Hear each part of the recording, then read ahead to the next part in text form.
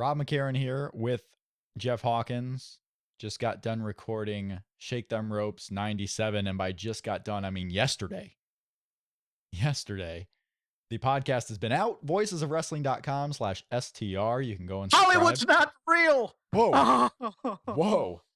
Sorry. Crush the ears. Oh, did it? Oh my God.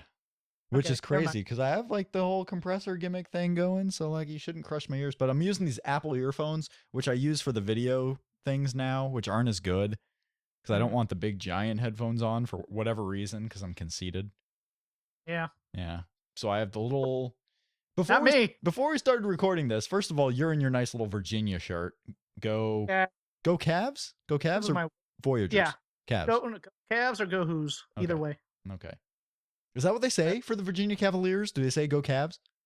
No, they say go Who's. And what does that mean? Short for Wahoos, which was Wahoo Wah. It's a cheer that they do at the University of Virginia. Wahoo Wah. But they don't cheer much nowadays because all their sports teams suck except baseball, right? The non-revenue sports are very good. The revenue and basketball was really good this year. They were number 2, right? They got down to the Final Four? No, because our star player got hurt right before the postseason. Oh. So we lost in the round of 32 to Michigan State. Could you in rip off? Yeah. Can you go back and tell me how far they went in the tournament without making excuses? Blow me, Ball State. We can't get in the tournament. We can't get in the NAIA. We can't get in the NAA whatever. We can't get in. What's the other tournament? The NIT? The NIT? The NIT, and then there's that one. And there's that terrible one in like Portsmouth, Virginia. There are terrible ones now. I had no idea. Back in the day, it just used to be the NIT, and like the NIT was the big one. Then NCAA wanted to get involved, and now not in the tournament.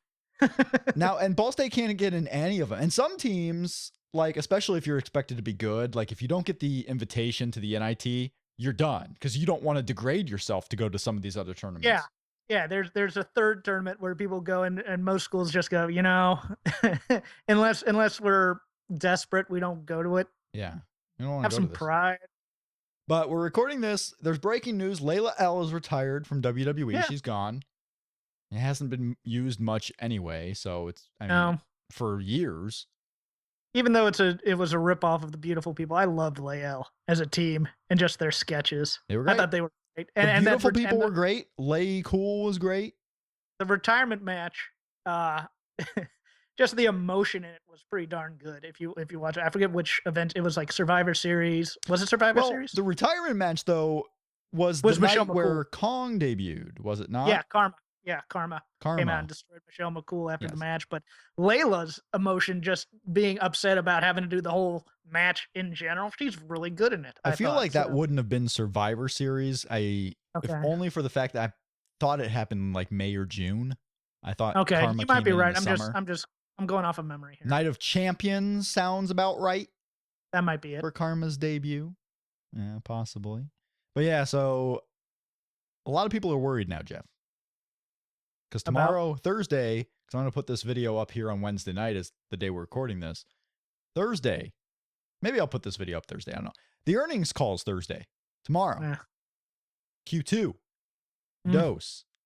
A lot of people worried about Friday. Not me. Cutting a little fat off the roster. Oh, yeah. Well. Yeah. And who would they haven't had a good fat cutting in a couple We haven't years. had a fat cutting in a while, like Drew Galloway. Was in one of the last runs there. But I mean, there are a lot of people right now that are filling up the main events and the superstars. Like you probably need these people to fill up those C shows. So I don't know if there's anyone really right now that's not being used at all. Maybe Brad Maddox.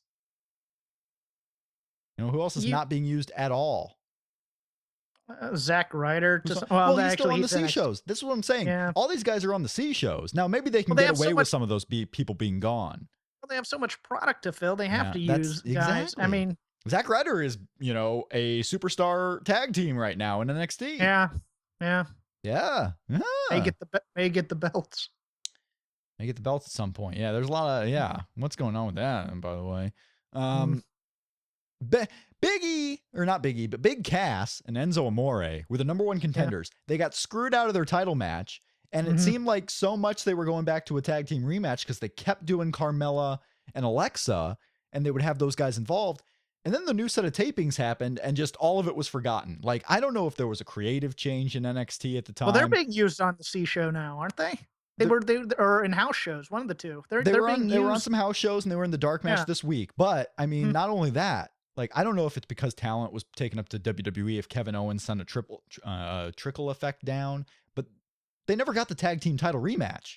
All of a sudden, they were in #1 contendership matches again and losing, and completely out of the whole picture.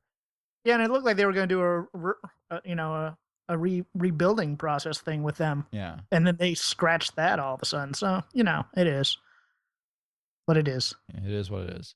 I was thinking of ideas that we should like incorporate into Shake Them Ropes, and every once in a while, different radio shows, whether it's sports, whether it's entertainment, whether it's TV shows, do the tournament idea. No. You don't want to do the tournament idea? No. The Field of 64. No. The best wrestlers with a first name of Brad. You know who does that? People who can't create new show ideas. Right. Every time.